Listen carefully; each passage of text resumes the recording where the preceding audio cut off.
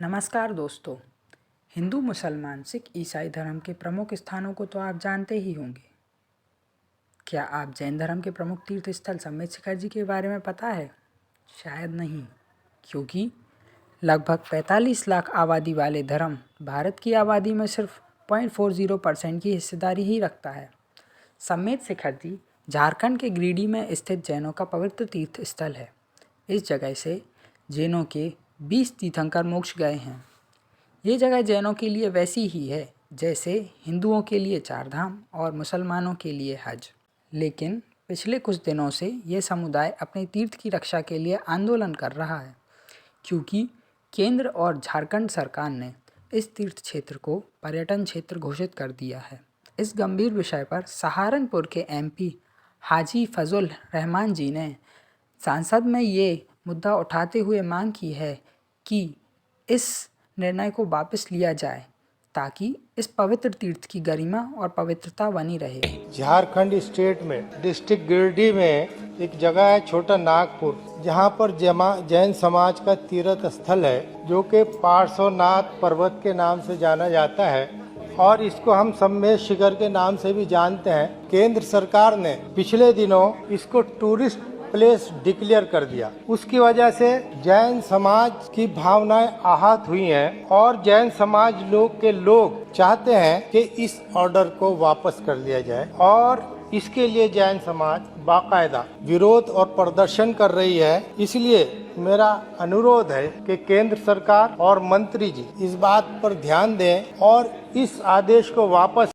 जानकारी के लिए बता दें, 2018 में झारखंड सरकार ने समेत शिखर जी को जैनों के द्वारा पूजे जाने वाला पवित्र तीर्थ बताया था और ये भी बोला गया था कि वहाँ की गवर्नमेंट इस तीर्थ की पवित्रता को बनाए रखने के लिए पूरी तरह समर्पित रहेगी।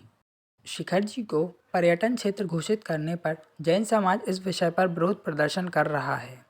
देश के अलग अलग हिस्सों में जैन समाज भारी प्रदर्शन कर रहे हैं।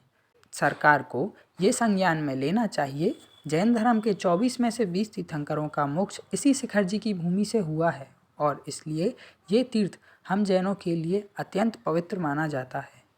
बरसों से जैन धर्म के लोग यहाँ पर पूजा कर रहे हैं। हर साल यहाँ पर लाखों जैन वंदना करने जाते हैं।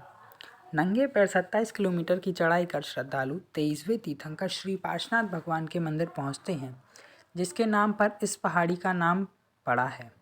ये वंदना लोग बिना कुछ खाए करते हैं। इसके लिए वो सुबह से ही निकल जाते हैं। ऐसे में अहिंसा के उपासक जैन धर्म के लोग को मांसाहार, सिगरेट और दारू पार्टी करते हुए लोग दिखाई देते हैं तो उनकी आस्था को चोट पहुंचती है। बहुत समय से इस तीर्थ की रक्षा के लिए जैन समाज ज्ञापन आदि प्रदर्शन आदि कर चुका है।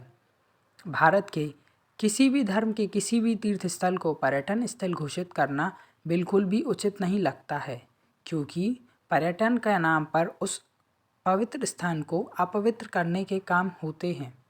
भारत की भूमि तीर्थों की भूमि है और अगर इस तरह से तीर्थों को टूरिस्ट स्पॉट में बदलते गए तो ये पवित्र भूमि दूषित हो जाएगी, भारत की पवित्रता खत्म हो जाएगी और इसलिए तीर्थ स्थल और पर्यटन स्थल एक ही नहीं हो सकते।